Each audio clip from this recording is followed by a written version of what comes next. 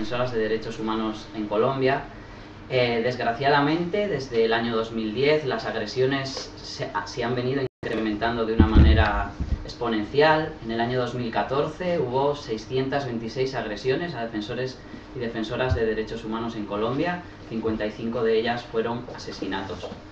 Y queremos resaltar que principalmente son personas, campesinos, que quieren reclamar sus tierras, que reclaman las tierras de las que han sido víctimas de un despojo, pero también están siendo víctimas de diferentes agresiones abogados y abogadas como Jorge. Hace 3 meses pudimos escuchar también aquí en Santander a Andrea Torres Bautista, que precisamente en el mes de mayo ha sido víctima de nuevas amenazas de muerte, pero también abogadas como Jessica Hoyos del colectivo de abogados José Alvear Restrepo ha sido víctima de difamaciones en el seno del Parlamento Europeo, precisamente por europarlamentarios españoles, que pues le ponen en una situación pues muy complicada, porque le han señalado poco menos que de ser el brazo, no sé, la voz de las FARC. Bueno, pues esto es muy preocupante, y pues nada, yo creo que ya escuchamos a Jorge y después tenemos como un pequeño espacio de debate y no sé, nada, gracias. Bueno, muy buenas, no sé si es tardes, noches. El cambio de la luz a uno lo alcanza a confundir, pero creo que pues gracias a PBI, los amigos de la Vorágine, creo que es muy emocionante después de tantos años encontrar amigas y amigos que han caminado por Colombia, que han caminado entendiendo y aportando en esos procesos que se viven en el país. Ustedes saben, pues ya desde el mes de octubre del año 2012 se inició un proceso de diálogo entre las FARC y el gobierno colombiano en La Habana, que se planteó, iba a abordar básicamente 6 puntos como una agenda de negociación. El primer punto, lo relacionado con el problema de la tierra. Un segundo, lo relacionado con la participación política. Tercer punto, problema del narcotráfico. Cuarto, lo relacionado con las víctimas. Quinto, el tema paramilitarismo. Y el sexto, la reinserción. Hasta el momento se ha avanzado en ir acordando, no totalmente, los 3 primeros puntos, y se está en este momento en el tema de víctimas, el cual ya lleva aproximadamente 1 año en las discusiones y los debates, y sobre el paramilitarismo hasta el momento pues no se ha abordado nada ni se ha discutido nada dentro de la mesa de negociación. La aspiración que tenemos es que pues estas conversaciones, estos diálogos puedan avanzar, que sean diálogos que sean fructíferos y que permitan generar cambios dentro de la sociedad colombiana, pero tenemos preocupaciones por algunos aspectos, ¿no? Una primera preocupación, ustedes ya saben, es el tema del paramilitarismo. Las estructuras paramilitares son estructuras que en Colombia se crearon con especial énfasis a comienzos de la década de los 80, pero con una fundamentación. Desde el año 65, el gobierno colombiano pidió, al amparo del estado de sitio, el estado de excepción, normas que autorizaban a los comandantes de brigada, a los comandantes de batallón, a dotar de armas de uso privativo de la fuerza pública a civiles, pero también a entrenarlos en técnicas y tácticas de combate, a fin de que se constituyeran lo que se conoció como las juntas de autodefensa, que en el año 87, en los debates del Congreso, el ministro Arias Carrizosa dijo que eran grupos legítimos y legales y amparados por la Constitución, los paramilitares que surgían en ese momento. Después, en el año 93, se vuelven a expedir otras normas que validan la existencia de estos grupos, ahora denominados en esa época Convivir, y que son normas que duran vigentes hasta el año 98. Entonces, yo he insistido como una primera hipótesis de problema que encontramos en Colombia es, en el año 2000, con el gobierno del presidente Uribe, se inició un proceso de diálogo con los paramilitares, en lo que Javier Giraldo acertadamente decía que era un diálogo de esquizofrénicos, por cuanto si el gobierno había creado los paramilitares, ¿cómo podía hablar consigo mismo? Necesita uno pues estar loco, con graves problemas de alteración psíquica para decir que yo hablo con mi creación y yo mismo acuerdo con mi creación qué salida voy a dar. Pero bueno, ahí se logró hacer y se inicia un proceso de diálogo donde el gobierno plantea, al momento de iniciar el diálogo existían 14.000 paramilitares. El primer problema de Colombia es las matemáticas no funcionan como funcionan en Santander. Y pues hemos logrado encontrar las fórmulas que nos permitan cómo interpretar las realidades sociales con fórmulas matemáticas que ayuden a entender el problema. ¿Por qué esto? Porque existían 14.000 paramilitares en el año 2005 y el gobierno logró que de esos 14.000 se desmovilizaran 35.000 y hoy hay 11.000. Entonces pues a uno las cuentas no le dan todavía y no hemos logrado entender cómo hacer para que esas cuentas vayan funcionando. Durante este proceso el gobierno reconoce al día de hoy que existen 7,5 millones de víctimas. Estamos hablando de un país con 43 millones de habitantes, donde se dice que hay 7,5 millones de víctimas, quiere decir que el 18% de la población ha sido victimizada en estos años de conflicto.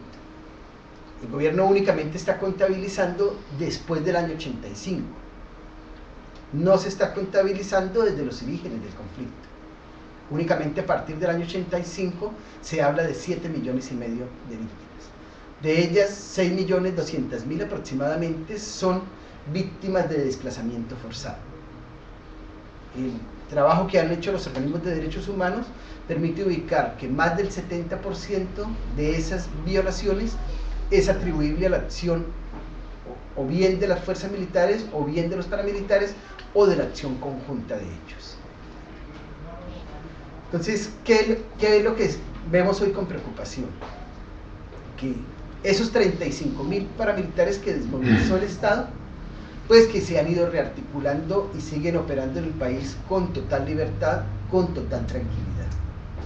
Hoy ese vínculo entre paramilitares y fuerza pública se mantiene a través de todo el país y el problema es que el Estado, con el propósito de limpiar su imagen, de hacer labores de alta cosmética, concluyó que esos paramilitares, como se habían desmovilizado los que él había creado, lo que hoy existen son bandas criminales asociadas al narcotráfico y por tanto el Estado no tiene ninguna responsabilidad sobre ello. Y que aquí lo que se hizo fue decir que se desmovilizaban para limpiar supuestos vínculos y hoy decir que son actores independientes sobre los cuales el Estado no tiene ninguna responsabilidad.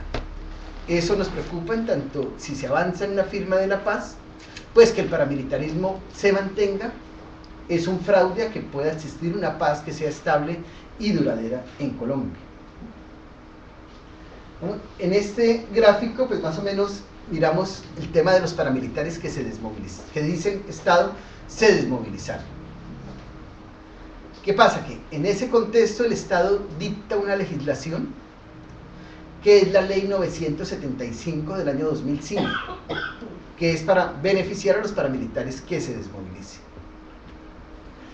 Esa legislación plantea como requisitos que el paramilitar, para ser objeto de los beneficios, debe decir completamente la verdad, debe reparar integralmente a las víctimas y debe comprometerse a que no vuelva a participar de ningún acto criminal.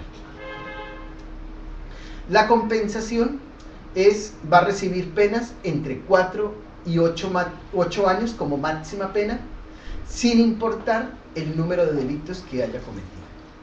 Sean 10, sean 100, sean 1000 homicidios, la pena va a ser igual 8 años.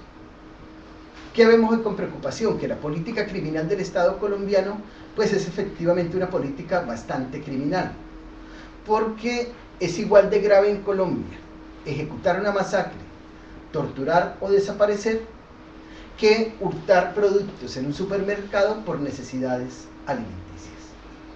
La persona puede ser condenada a las mismas penas quien ejecutó un genocidio que quien robó un paquete de papas.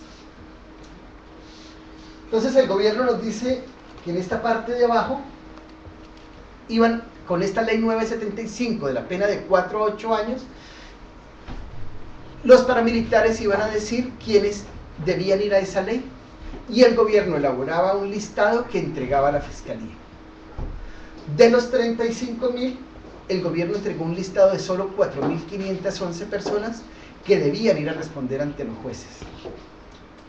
Años después la corte dice, pero los otros 31.000 usted no los puede sacar así nomás, sin que hayan dado explicaciones. Entonces en el 2010 expiden la ley 1424, que es lo que está en rojo, y esta ley que dice, basta con que los paramilitares vayan ante la fiscalía, digan que no han cometido ningún delito, y que con esa manifestación, sin que la fiscalía haga ninguna corroboración, se archive cualquier investigación, y eso haga tránsito a cosa juzgada, es decir, que no puedan volver a ser investigados. En relación con el otro 45%, los otros 16.000, no fueron ni a decir que no habían cometido delitos, ni a responder tampoco ante los jueces.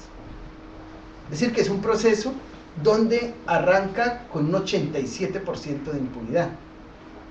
Pero algunos podrán decir, pero eso es mucho mayor a lo que ha pasado en otros procesos de transición, porque un 13% fue responder, ¿cierto? Al 30 de abril de 2015 la Fiscalía nos dice,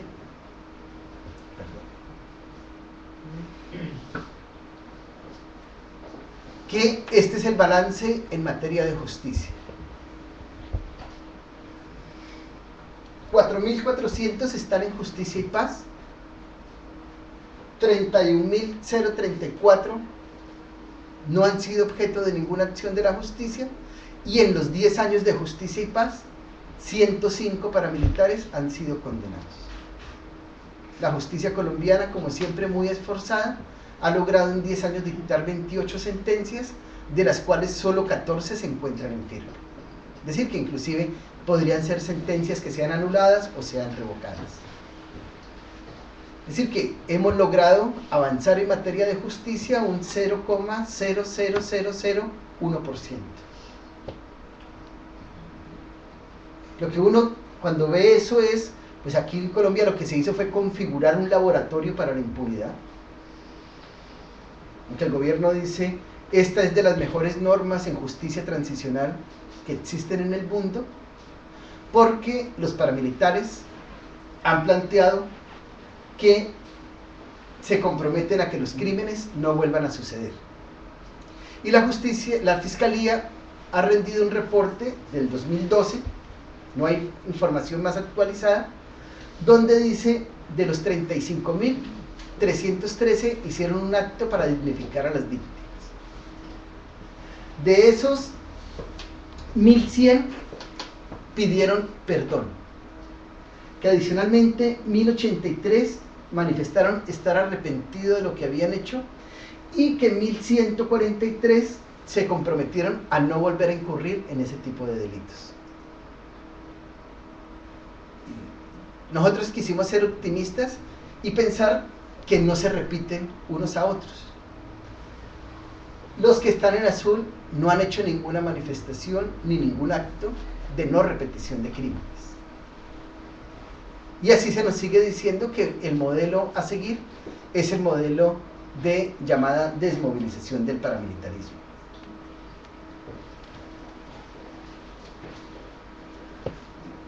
Esta es la estadística sobre el tema de la verdad. Uno diría, bueno, si no hubo justicia, si no hubo actuaciones para que no se repitan los crímenes en materia de verdad, como iban a... Ese es un presupuesto para que la ley se les aplique de los beneficios de las penas de 8 años, seguramente íbamos a avanzar. La Fiscalía ha dicho en el marco de estos procesos de justicia y paz, hemos logrado documentar 40.000 casos de desapariciones forzadas. Cifras superiores a las dictaduras del Cono Sur. Y de esas 40.000, los paramilitares, que se habían comprometido a decir toda la verdad, ayudaron a esclarecer 3.200 casos. Es decir, que hoy más de 36.000 familias siguen con esa tragedia humana de no saber qué pasó con sus desaparecidos. Uno diría, pues si los paramilitares no dijeron la verdad, pues se les debería excluir de poder recibir penas de solo hasta 8 años.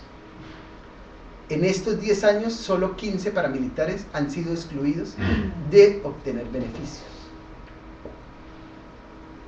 Es decir, que lo que hemos encontrado es que este proceso lo que permitió fue legalizar el paramilitarismo, formalizarlo y hacer una reingeniería donde el paramilitarismo quede desvinculado con el Estado, con el riesgo en un escenario de paz de que pueda seguir siendo como un actor que no tiene nada que ver con el Estado.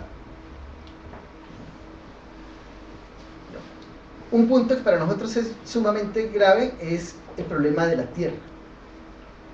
Ustedes saben, esas 6.200.000 personas que fueron expulsadas de sus territorios fueron expulsadas desde el marco de intereses económicos. Intereses económicos que han venido beneficiando a las multinacionales de la minería, a las multinacionales de los hidrocarburos y a las grandes empresas nacionales y transnacionales de los biocombustibles. Esos territorios de los que fueron sacados los campesinos hoy están ya ocupados en grandes proyectos económicos.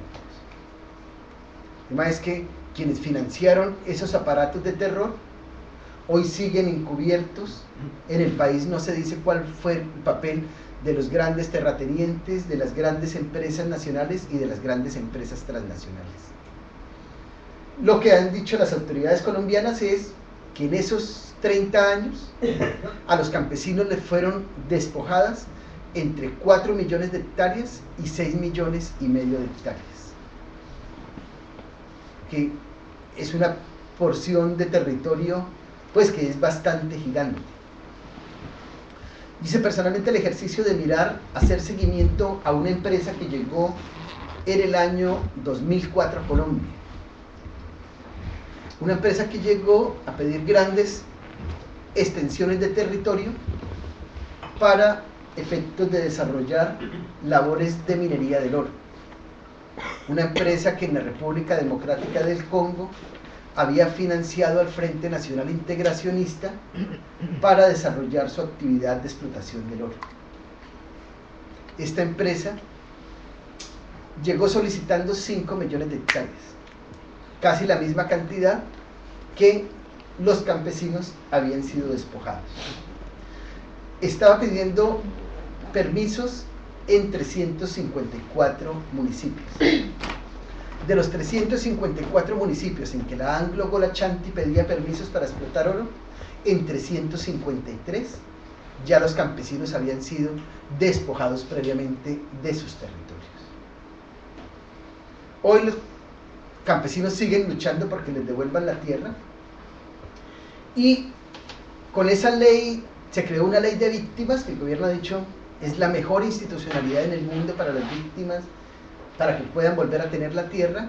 Se crea una unidad encargada de tramitar la devolución de las tierras a los campesinos, se crean jueces especiales en tierras, salas del tribunal especializadas en el tema de tierras, y lo que dice la unidad de tierras es, hasta el mes de abril del 2015, hemos recibido solicitudes para que sean retornados 60.000 predios a los campesinos.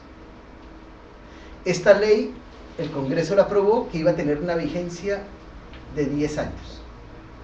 Es decir, que ya estamos casi en la mitad del periodo de la vigencia de la ley.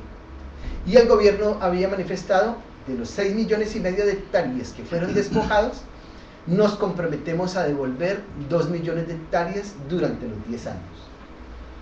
Lo que informa la unidad de tierras es que de las 60.000 solicitudes, ya los jueces han ordenado que se devuelvan 1.866 predios, es decir, un 2% aproximadamente, y que eso en términos de territorio abarca de las 6,5 millones de hectáreas aproximadamente 94.000 hectáreas, que de esas 94.000 hectáreas 50.000 son de la comunidad indígena de Landágueda en el Chocó, y las otras 44.000 son para 12.000 familias de los 6,5 millones de desplazados. ¿Sí? Lo que uno ve es que los procesos de paz del pasado lo que han sido es un fraude a las víctimas, donde no hay verdad, donde no hay justicia, donde no hay reparación y donde no hay restitución. En donde se ha logrado mayor avance es en el tema de verdad, que se logró llegar a un 4% en materia de desaparición forzada. En lo otro estamos entre un 3% y un 1%. ¿Qué preocupa en este escenario? Que quienes están luchando por la tierra siguen siendo asesinados sistemáticamente en Colombia. El día martes, en la zona del Urabá, otro luchador por la tierra fue asesinado. Este luchador estaba reclamando que le devolvieran su tierra de la que había sido despojado. Hoy es una verdad pública en el país que la tierra de la que él fue sacado fue vendida por los paramilitares a Jorge Pretel. Jorge Pretel es uno de los magistrados de la Corte Constitucional de Colombia, encargada de velar por los derechos y garantías de los ciudadanos colombianos. Otra gran importante cantidad de tierra está en manos de congresistas, de senadores y de representantes. Es decir, que es un conjunto del Estado articulado con el crimen y con la protección de los criminales. Segundo elemento que nosotros hemos visto con preocupación. El gobierno ha planteado que en la agenda no quedó acordado que se fuera a discutir sobre la doctrina militar, que ese no es un tema que sea objeto de negociaciones ni discusiones. En el marco de la actividad que hemos desarrollado en la defensa de derechos humanos hemos encontrado varios documentos secretos del Ejército Nacional, documentos que hemos obtenido cuando realizamos inspecciones a guarniciones militares.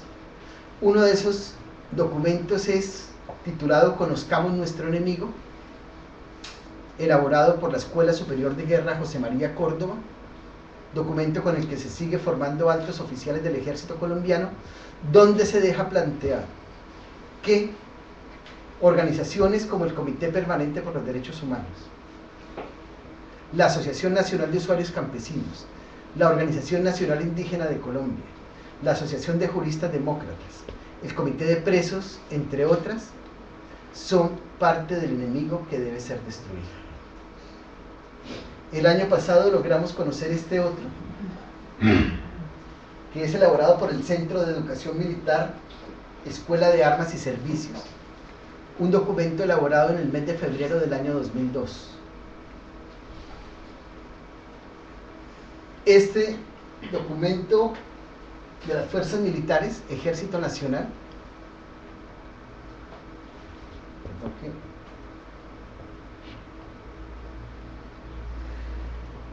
es un instrumento de formación y alude a las comunidades de paz.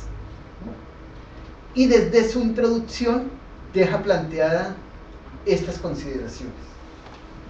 Debemos conocer a profundidad a las comunidades de paz para poder hacer, en relación con ellas, una guerra política y poderle quitar el poder que tienen sobre estas comunidades los grupos subversivos y las AUC. Es decir, que manuales del ejército dejan a las comunidades de paz señaladas como objeto de una guerra, como destinatarios de una guerra y sobre dicha base como enemigos. Hoy lo que el gobierno nos dice es: estos manuales tienen que seguir existiendo porque eso no está sometido a negociación ni está sometido a ninguna discusión. Agosto 5 del 2003, informe de inteligencia de la Brigada 17ª del Ejército Nacional, donde hace seguimiento particular a los líderes de la comunidad de paz. Luis Eduardo Guerra, número de cédula, encargado de recepcionar información en materia de violación de derechos humanos, para luego ser enviado a los asesores en la materia en Bogotá y Medellín, y de allí ser organizado y enviado a las instituciones del gobierno nacional y a la comunidad internacional. Todas las actividades que Luis Eduardo y los líderes tenían previstas hacer en Europa aparecían registradas en los informes de inteligencia del ejército colombiano. Lugares donde va a viajar: Madrid, Burgos, Pamplona, Barcelona y Valencia. Quienes los invitan, temas que van a tratar, fechas en que se va a estar en cada ciudad.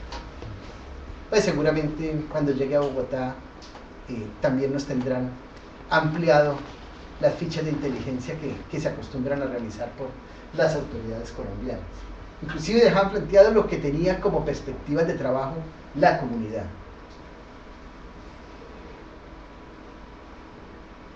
¿Cuál es el punto? Que todas estas cosas se elaboraron antes de ser asesinado Luis Eduardo Guerra. Inclusive hemos encontrado ya informes del Departamento Administrativo de Seguridad del mes de enero de 2005 y del mes de febrero, del 9 de febrero de 2005, en donde el DAS pregunta sobre las cuentas de Luis Eduardo Guerra. Pregunta sobre su ubicación, sobre las referencias que fueron entregados al BBVA, información que estamos casi seguros el BBVA entregó al Ejército de Colombia. El 21 de febrero, cuando se encontraba con su esposa y su hijo, Luis Eduardo Guerra es asesinado. 2 horas después son asesinados también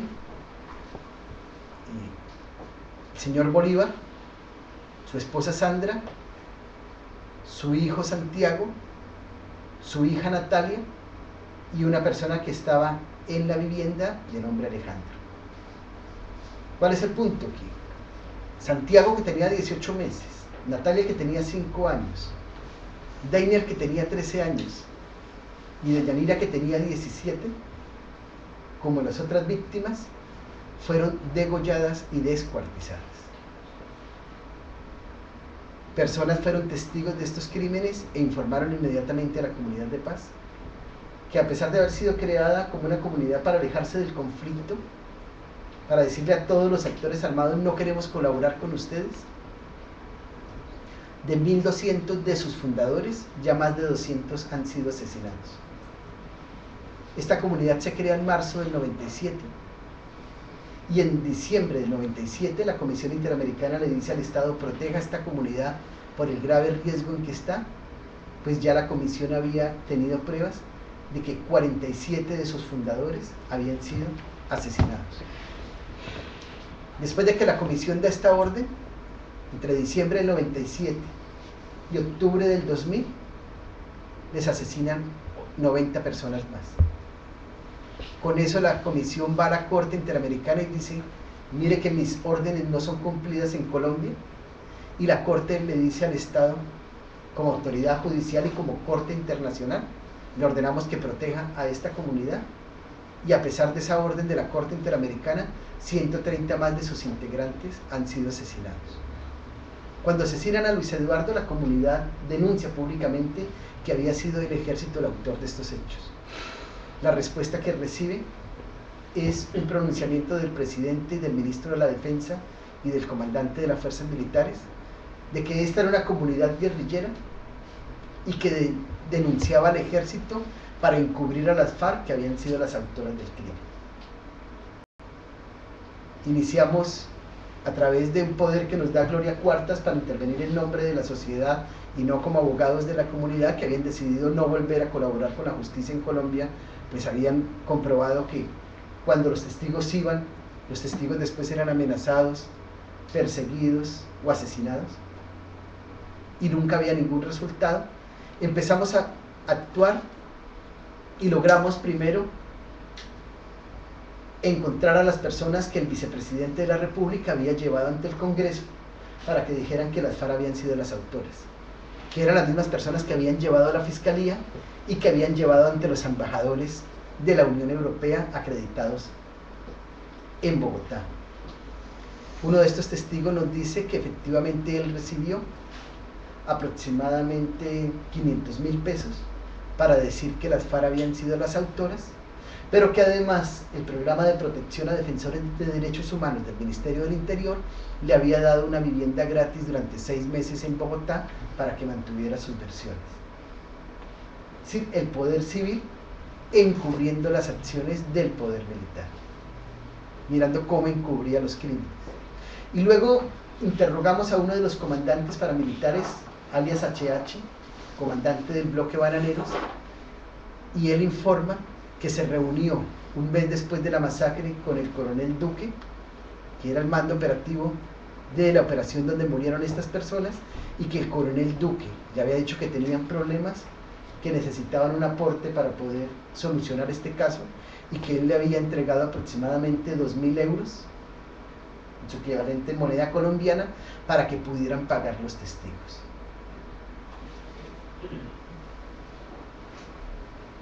Ya ante el conjunto de pruebas que se logra ubicar, logramos establecer quiénes eran los que habían participado de este crimen.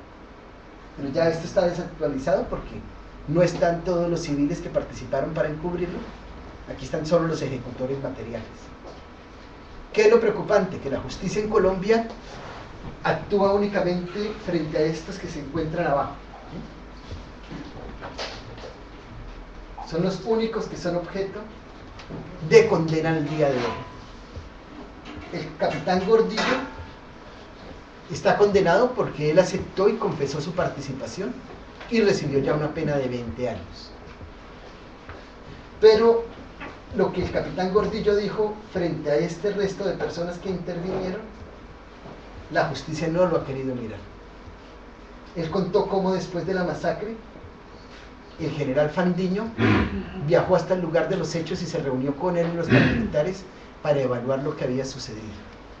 Él contó cómo él, con 270 soldados y suboficiales, durante 4 días caminó de la mano con los paramilitares y durmieron juntos durante 3 noches. Cómo intercambiaban comunicaciones a través de radios de comunicaciones, que solo se podían haber hecho esas intercambio de comunicaciones si las llaves de comunicación de seguridad de los radioteléfonos eran levantadas previamente, y luego pudimos establecer que eso solo se podía levantar o aquí en este lugar donde estaban los generales o en Bogotá en el comando del ejército. Tristemente, pues la justicia le pedimos que condenara a estos militares y decidió absolverlos a todos, argumentando que el delito de concierto para delinquir no se les podía plantear a ellos por cuanto no se había logrado probar que los militares, no había un documento que estableciera que militares y paramilitares habían hecho un acuerdo para cometer crímenes.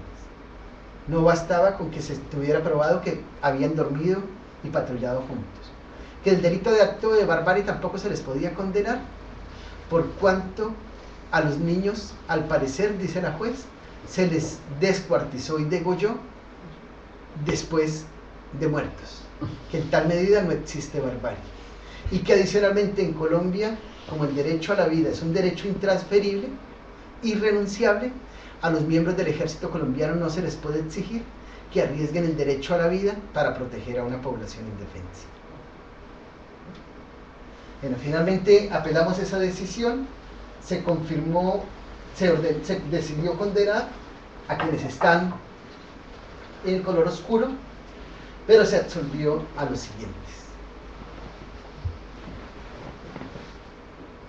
Desde el año 2008 empezamos a decirle a la Fiscalía vincule a los generales por la prueba que existe, que es suficiente para que respondan.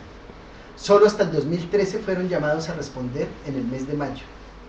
La Fiscalía tenía 10 días para decidir la responsabilidad de estos generales. De los 10 días que tenía, solo gastó 600 para decidir la suerte de ellos.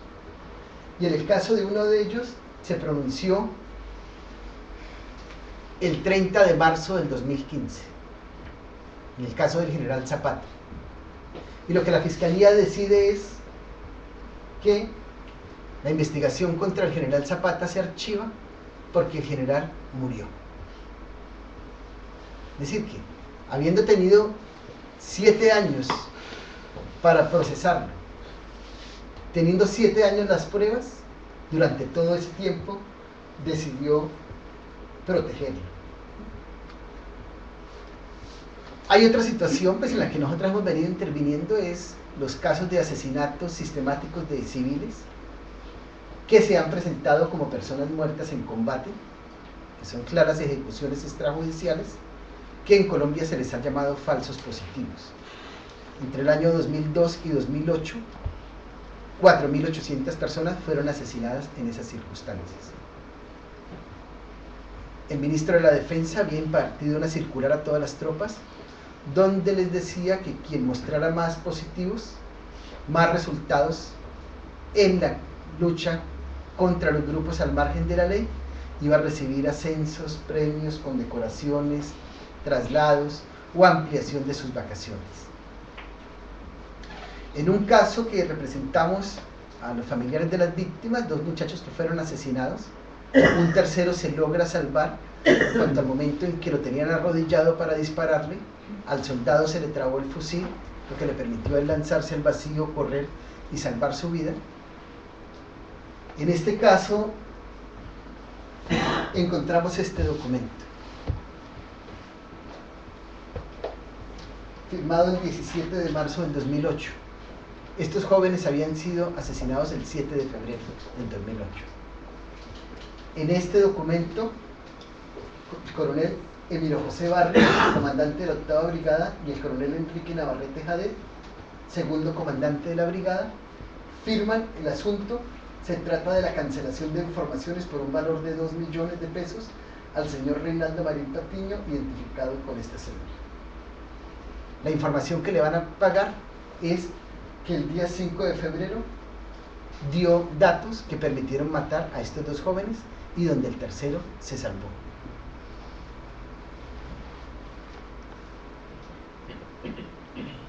Aparece Reinaldo Marín Patiño firmando, el teniente Peña que comandaba el operativo, el oficial de inteligencia del batallón, que era el que había contactado supuestamente a Marín Patiño, el comandante del batallón, José Giovanni Linares, el comandante de la brigada y el comandante de la brigada. Esta persona cuenta cómo fueron llevados desde el Valle del Cauca hasta Caldas, más de 400 kilómetros, bajo engaño de que les iban a dar un empleo, que allí en horas de la noche los hacen bajar del vehículo donde estaban, donde ya los estaban esperando 5 soldados, un suboficial y un oficial en grado de teniente, que los hacen bajar y los asesinan arrodillados en condiciones de indefensión.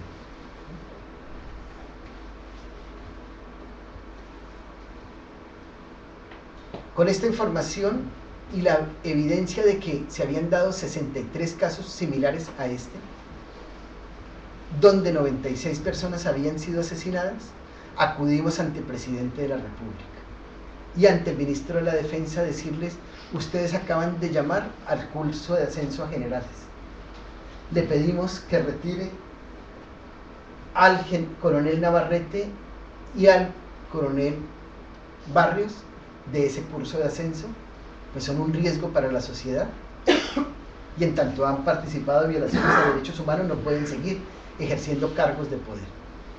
A pesar de eso, hoy son generales de la República, hoy siguen desarrollando operaciones en terreno. El general hoy ya Navarrete es el comandante de la Fuerza de Tarea Omega, ya no dirige solo hombres del ejército, sino que le dieron la orden de que dirija además hombres de la Armada, de la Fuerza Aérea y de la Policía. Es decir, y el gobierno hoy nos dice: el tamaño del ejército no se va a reformar, no va a haber depuración de la fuerza pública en el marco de los procesos de paz. Es decir, que vamos a seguir con los victimarios incrustados en los cargos de poder. A eso el Estado plantea pues que es la paz lo que está llegando a Colombia.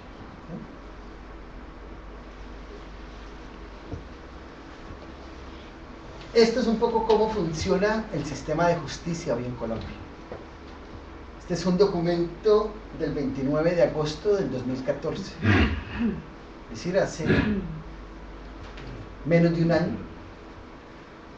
Un documento firmado por la directora de Articulación de Fiscalías Nacionales Especializadas, es casi como una directora nacional de la Fiscalía, la tercera o cuarta persona en importancia dentro de la Fiscalía, donde le ordena a los fiscales de derechos humanos, de crimen organizado, de terrorismo, de corrupción, de lavado de activos, de derecho de dominio y de justicia transicional, que en adelante toda decisión importante debe ser consultada con el vicefiscal general de la Nación. Los fiscales no podrán tomar decisiones sin que sean previamente autorizados. Lo que uno entendía es que en un Estado de Derecho los fiscales y jueces deberían ser autónomos.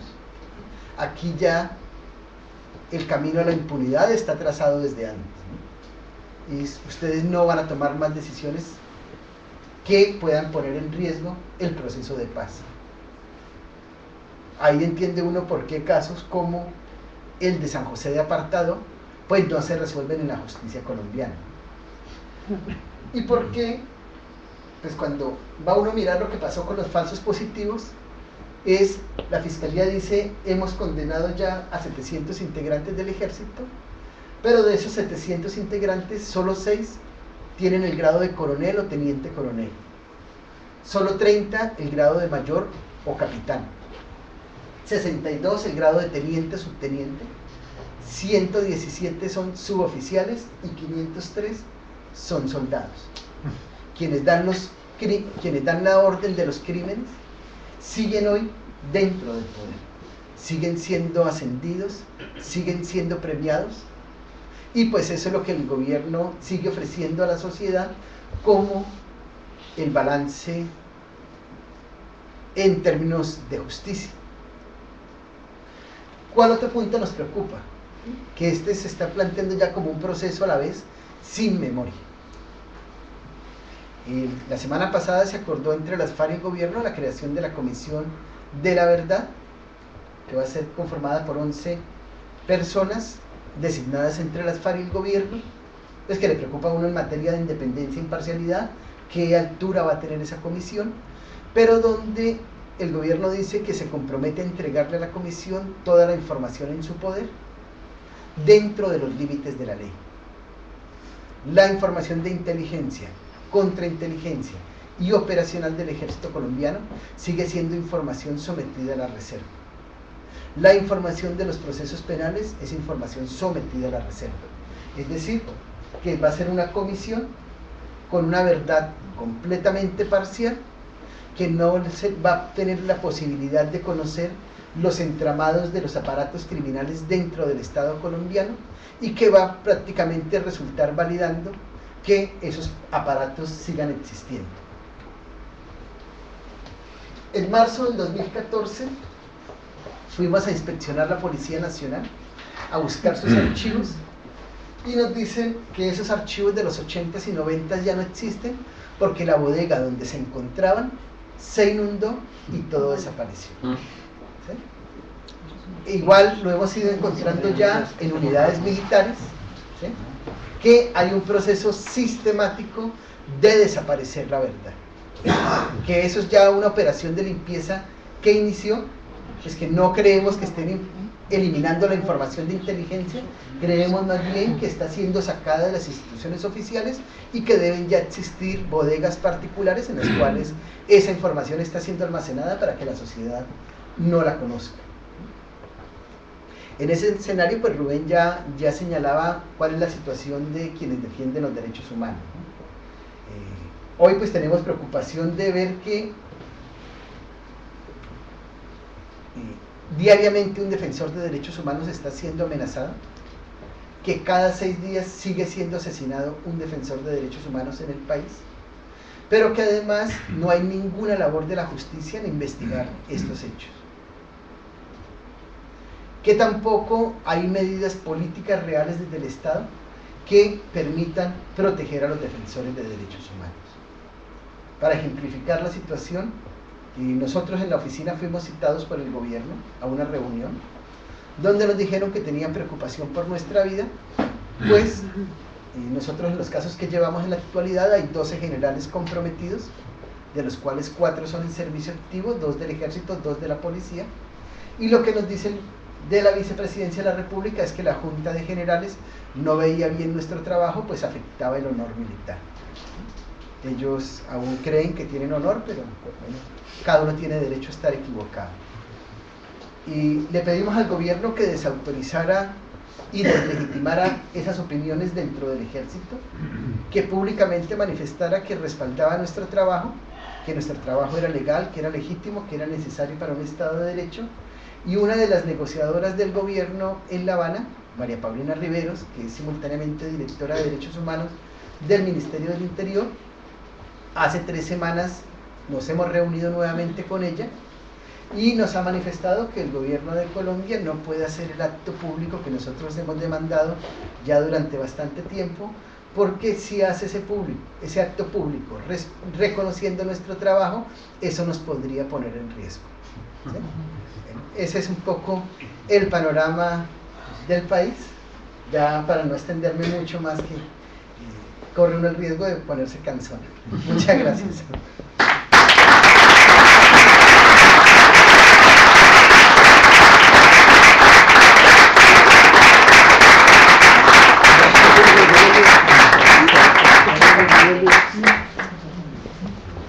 Bueno, pues yo creo que, bueno, lo primero darte las gracias, Jorge, por el testimonio y por los datos.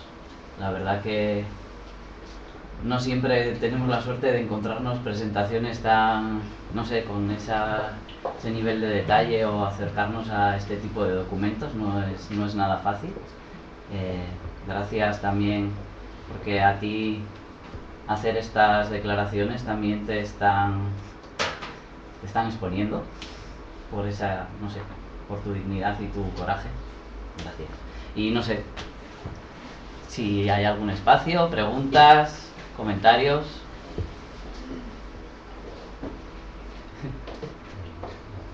No lo sé. Calores.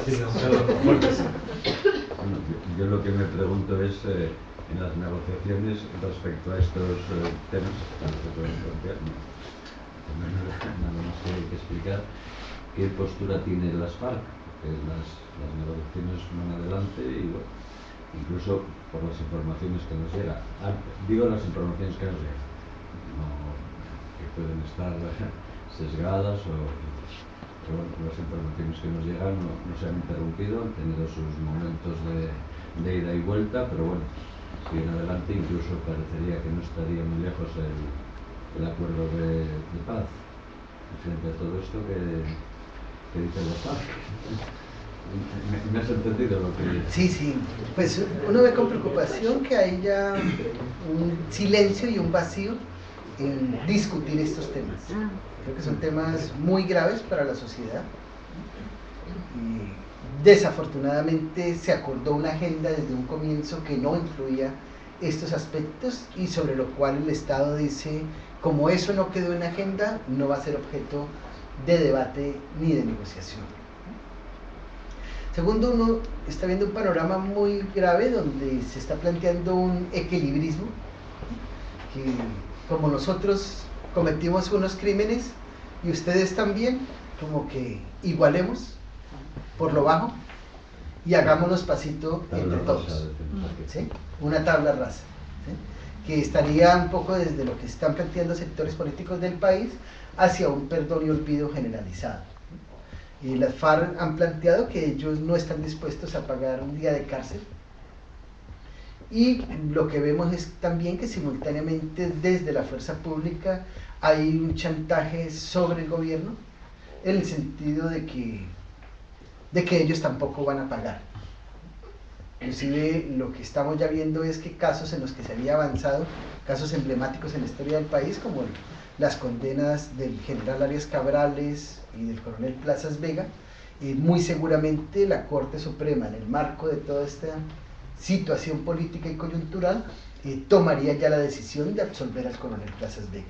Y creemos que esa es una contraprestación para que el ejército apoye el proceso de diálogo y que respete que se desarrolle. En el tema de paramilitarismo, pues las FARC han planteado que tienen que desarticularse. Y vamos a ver cómo se va a manejar eso, porque el Estado sigue planteando que esos grupos ya no tienen nada que ver con ellos hoy, que son solo bandas criminales que dependen del narcotráfico, ¿no? Entonces creemos que ahí pues, tendría que mirar cuál es el papel que va a jugar finalmente la guerrilla y hasta dónde está planteada también a reconocer pues todos los crímenes y abusos que cometió contra la población y qué actos se plantea en el marco de eso, pues que también le permitan a la sociedad entender que va hacia unos cambios en la política y en el conflicto en el país. No sé si... Jorge, yo tengo una pregunta. ¿Qué músculo tiene en este momento, dirías tú que tiene en este momento la sociedad civil organizada, el movimiento de derechos humanos, las comunidades de paz? En fin, si sumamos todos los intentos de resistencia y de exigencia de cumplimiento de derechos, ¿cómo dirías que está en este momento? Yo creo que, a ver, creo que lo que se vive en los 90s, parte de la década del 2000, es una época en la que es muy fuertermente golpeado todo el movimiento social, 80, 90, 2000, que se llega a un proceso de desarticulación muy grande, movimientos políticos exterminados, una Unión Patriótica, movimiento sindical diezmado con más de 2.500 líderes y dirigentes asesinados, movimiento de derechos humanos, pues sus principales líderes como Eduardo Umaña asesinados, pero que hay un proceso donde se da un resurgimiento de cosas que son muy importantes. Creo que cosas que no vivíamos hacía muchos años. Hace 2 años se da el levantamiento del movimiento campesino y que genera, además que es muy interesante porque donde se levanta inicialmente a exigir derechos es en los departamentos más conservadores del país, en Boyacá, donde no se vivían movilizaciones desde hacía más de 40 años. Creo que eso genera todo un movimiento de respaldo nacional, de solidaridad, de movilizaciones que es interesante en tanto hay una agenda social y de lucha por derechos que se mantiene muy fuerte y muy viva, ¿no? Creo que el movimiento de derechos humanos pues sigue desarrollando sus actividades. Creo que quienes están hoy en especial riesgo, yo no diría son quienes defienden los derechos humanos desde las ciudades. El problema es con los luchadores sociales y por los derechos que están en las regiones apartadas, que creo que es donde tocaría hoy poner especial atención. Quienes estamos en las ciudades pues ya tenemos visibilización, márgenes de protección, pero el riesgo está realmente en otros lugares, ¿no? Pero siento que es un movimiento que sigue ahí latente y que puede jugar en términos de movilización y reivindicación. ¿Cuál es el mecanismo abierto? Llega una compañía minera extranjera, ¿cuál es el mecanismo legal para poner a disposición de la compañía las tierras que previamente, no sé si por derecho de uso tradicional o realmente con títulos de propiedad, tenían los campesinos? Hay una expropiación legal, hay una indemnización, por mucho que no sea la que entendemos que pueda ser del precio del mercado. ¿Cómo se opera para poner a disposición de una compañía extranjera miles de hectáreas? Voy a contarlo desde un caso, además que es el caso de un amigo con quien me vi 15 días antes de los hechos, Alejandro Uribe Chacón, un líder minero del sur de Bolívar.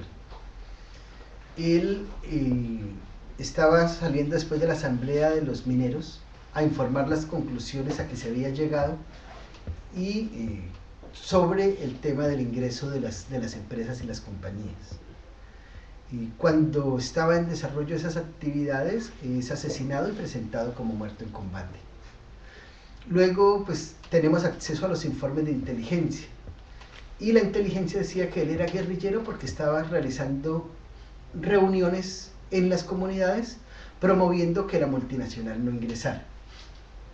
¿Qué hace la multinacional? La multinacional, para ingresar, lo primero que organiza es el dispositivo de seguridad. Ese dispositivo de seguridad, ¿cómo se maneja? Hace un contrato con el batallón que está en la zona, al que le paga para que le proteja sus actividades. Entonces, lo que de entrada hacen estas empresas es privatizar la fuerza pública de un país. Y esa fuerza pública termina siendo parte del departamento de seguridad de la multinacional, que es lo que se ve en este caso concreto.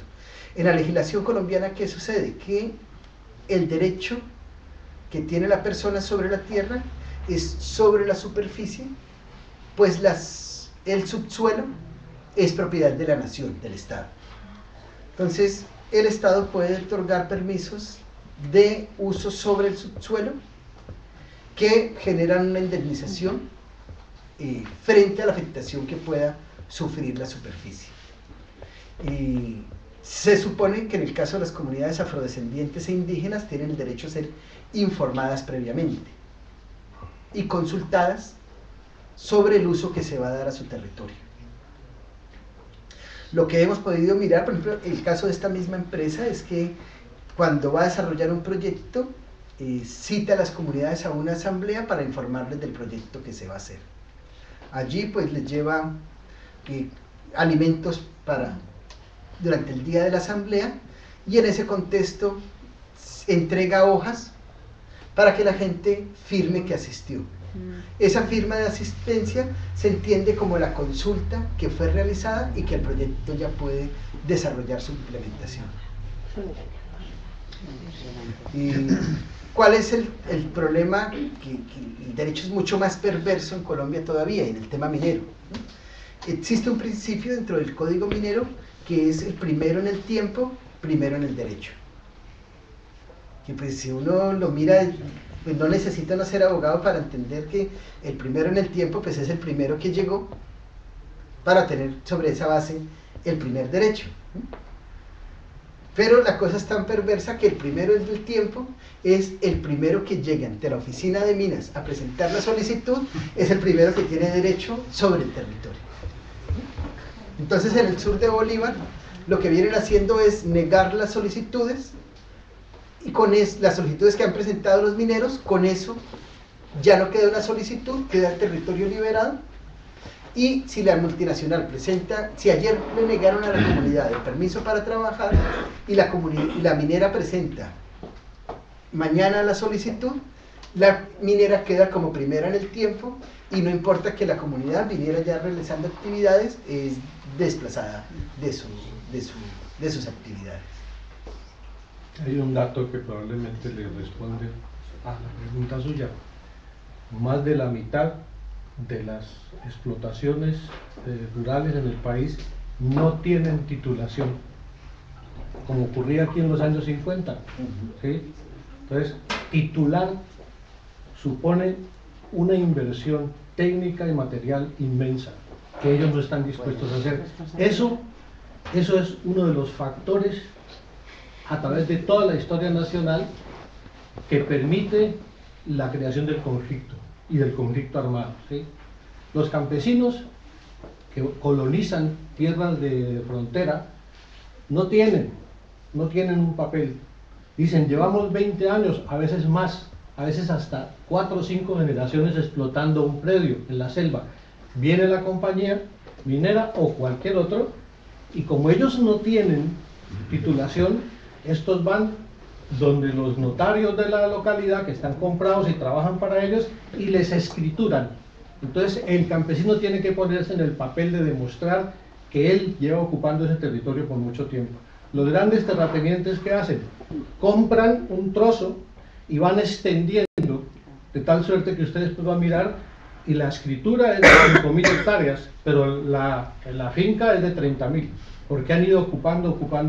Entonces, mientras no se logre escriturar, las posibilidades legales que tienen los campesinos son nulas. ¿Sí? En cambio, los otros o tienen escrituras o sencillamente tienen la fuerza pública o los paramilitares que les sirven de escritura. Eso en cuanto al problema, ¿sí? Que no es solamente con la minería, ¿sí? Es la explotación de los bosques. El país produce madera en grandes cantidades, es la explotación de la biodiversidad. Hay grandes consorcios europeos y norteamericanos investigando la biodiversidad, medicamentos, alimentos, etcétera, en las selvas del país. Y claro, hay un factor que parece que ha perdido fuerza, pero que es muy importante, que es el latifundio ganadero, ¿sí? Inmensas extensiones en donde dos personas controlan 500, 600, 700 vacas, ¿sí? Eso es el sistema más primitivo de explotación de la ganadería, y esos son los que tienen casi todas las tierras, ¿sí? Y después está, claro, el oro, el coltán y otros productos de los llamados minerales raros que sirven hoy en día para la electrónica y todo eso. Eso, digamos, ayuda a comprender por qué estos señores aparecen como dueños. Claro, ¿cómo no van a aparecer como dueños si tienen todas las posibilidades de legalizar mientras los campesinos no las tienen? Y eso supone que en el caso de que se aplique el acuerdo que han hecho las FARC con el gobierno en relación a la reforma agraria, el primer problema que van a tener es cómo escriturar, cómo levantar, como sucedió aquí en los años 50, ¿no? Que había que hacer fotografía aérea, que había que precisar, que había que medir. Para eso se necesitan ingenieros, topógrafos, abogados, funcionarios honrados, que en el país hay muy pocos, de tal manera que poner eso al día, solamente ese punto, que es uno de los puntos centrales del conflicto armado, costará muchísimo, ¿sí? Costará muchísimo. Y en relación a lo que plantea usted, yo quisiera aclarar lo siguiente: el punto del paramilitarismo todavía no ha sido tocado, porque forma parte de la agenda posterior. Hasta ahora han tratado solo 3 puntos. Sin embargo, las FARC, el Ejército de Liberación Nacional y prácticamente hasta personas del establecimiento, ¿sí? Como el señor Jimeno, que escribe hoy un artículo interesantísimo en la revista Semana, que es una revista de la burguesía, señalan que cualquier pacto que se firme estará sobre el suelo inseguro mientras no se desmantele el paramilitarismo, por lo menos su parte armada, ¿sí? Por lo menos su parte armada, porque es que el paramilitarismo es mucho más que unos grupos de matones, ¿sí? Son los empresarios, los grandes empresarios, incluidos los empresarios españoles, ¿sí?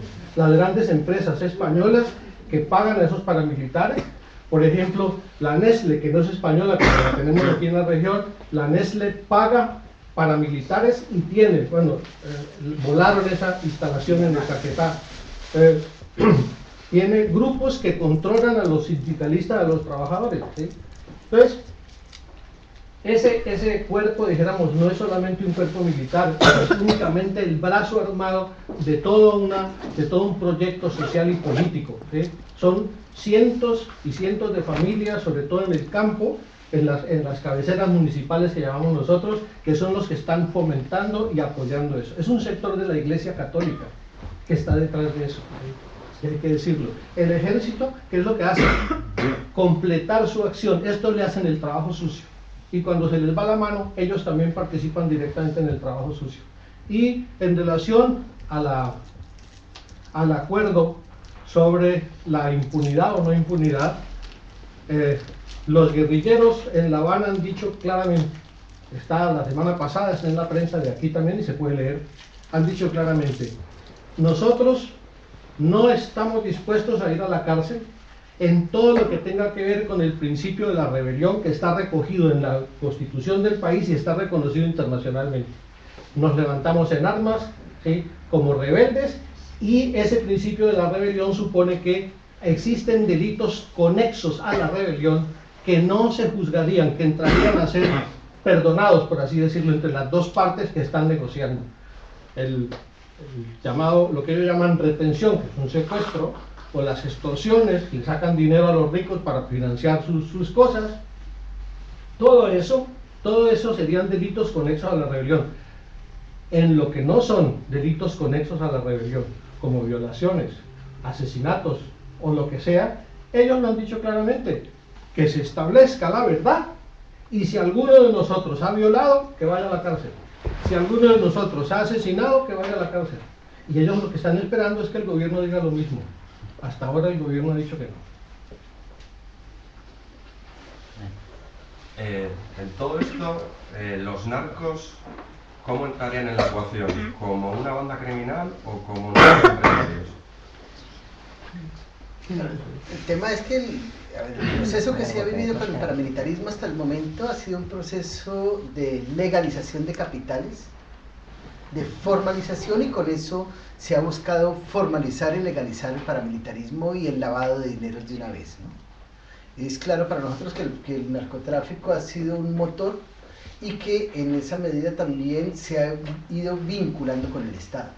Hoy inclusive es claro que existen redes de tráfico dentro de la fuerza pública colombiana que controlan rutas y juegan en ese marco. El narcotráfico le ha sido funcional al Estado para el desarrollo de sus actividades y creemos que se va a mirar cómo se legalizan sus fortunas. El tema es si el narcotráfico sigue siendo un problema que se mira en materia de que hay que combatirlo criminalmente, y pues eso va a seguir enredando la situación del país. Mientras que se mire que el narcotráfico es un problema de orden público, pues creemos que su capacidad de desestabilizar la sociedad va a ser una capacidad permanente y total, ¿no? Como orden público y no como problema de salud o como problema de Claro, salud. tendría que mirarse como un problema de salud y sobre esa base tratarse. Y tendría que también tratarse desde los centros donde se demanda. Porque si se mantiene la demanda, pues la oferta se va a seguir generando desde cualquier país de la región, ¿no? De todas formas, sí hay un elemento positivo, ¿sí? Y es que hasta el propio presidente de la República y otros presidentes de América Latina han reconocido hace poco en la reunión de Cartagena que la estrategia norteamericana de la llamada guerra contra el narcotráfico ha sido un completo fracaso y que hay que buscar otras fórmulas que van en el camino de lo que ha hecho Paraguay, que es legalizar la producción, el consumo, regular el consumo y tratar a los consumidores como enfermos y no como delincuentes. Cuando se acabe eso, cuando se legalice, se acaba el negocio. Y cuando se acaba el negocio, se acaba el narcotráfico. Así de sencillo. Y eso es lo que han venido planteando incluso pensadores ilustres de la misma burguesía colombiana desde hace mucho tiempo. La prohibición es precisamente lo que encarece y crea eso, hace un negocio. Y los negocios en el capitalismo se defienden a tiros siempre. Y eso es lo que hacen los narcos. Sí, otra pregunta. ¿Cómo habéis evaluado? Hay una de las tesis es que el establecimiento colombiano está, no sé si decir, queriendo la paz por primera vez porque tiene interés en el asalto final a los territorios, precisamente por la riqueza mineral, por petróleo, etcétera, etcétera, territorios controlados por no solamente por la FARC, por el ELN y demás, o con conflictos internos y que necesitan poder entrar con cierta alegría, ¿no?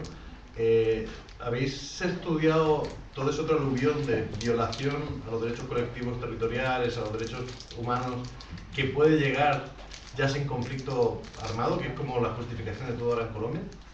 Bueno, el Estado venía planteando dos cosas, que el problema de la inversión en Colombia es un problema de seguridad. Y una seguridad que maneja en dos vías: de seguridad jurídica, que es de regularización de impuestos.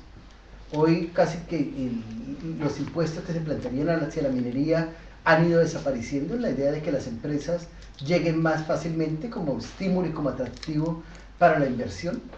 El presidente Santos ha planteado que eje de su política económica es la locomotora minera, y la locomotora minera es provocar el mayor número de inversiones extranjeras en materia de minería en el país, que además en lo que hemos visto casos como el de Segovia, Remedios, que llevan más de 100 años de explotación minera, pues no ha dejado ningún desarrollo. Es una economía absolutamente de enclave, de extracción, de saqueo y de destrucción. Y lo otro es la seguridad física, que creo que es donde se está planteando de por qué también la paz. Es que estas empresas puedan entrar con total tranquilidad y libertad y sabiendo que no van a tener riesgos en su operación, ¿no?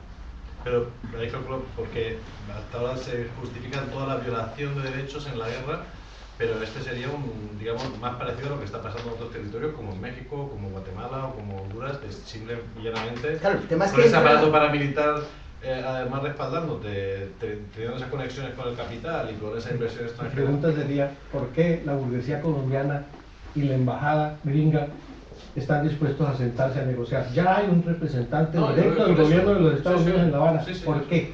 No, el porqué yo creo que va por ahí, ¿no? Él lo ha dicho, ¿no? Sí, sí. Hay unos costes Sí, sí.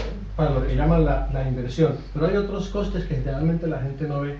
Colombia se está gastando el 6% de su Producto Interior Bruto en esa guerra, el 6%. Los Estados Unidos, que tienen 4 guerras en curso, se gasta el 2%.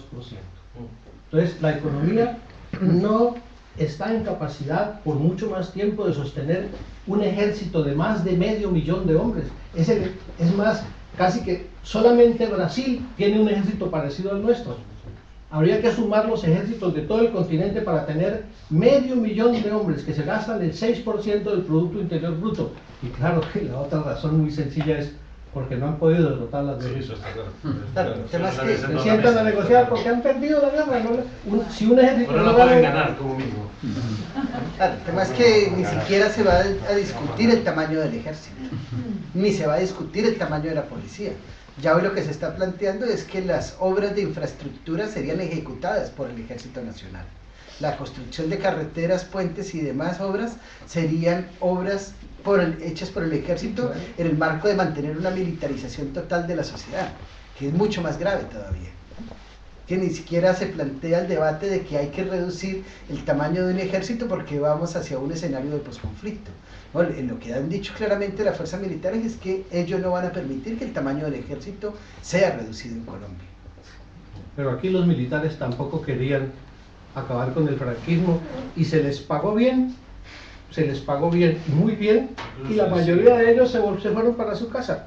Y lo mismo se puede hacer allá. Es más, ya la embajada norteamericana le ha propuesto al gobierno colombiano que parte de las Fuerzas Armadas vayan como mercenarios a las guerras de Asia. Ya hay parte del ejército colombiano en Afganistán como buscadores de minas. Eso es una salida, y la otra salida es muy sencilla.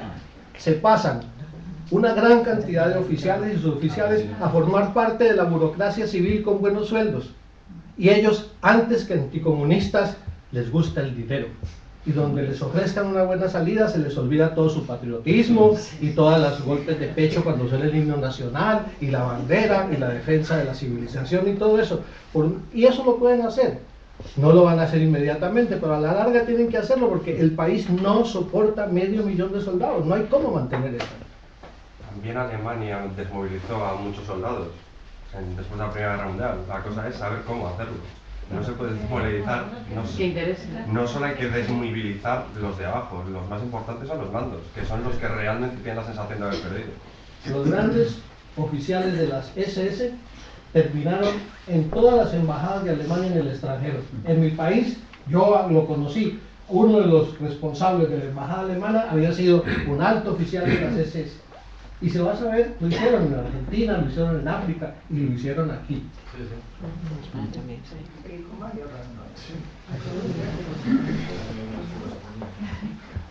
Bueno, es un tema inagotable. Seguiremos tratándolo porque seguiremos con PBI y demás abundando en el tema y trayendo a otras gentes. Yo os animo a que sigamos conectados, es lo mínimo que podemos hacer, informar y como mínimo de una manera crítica, ¿no? Y no tragando entero todo lo que nos cuentan.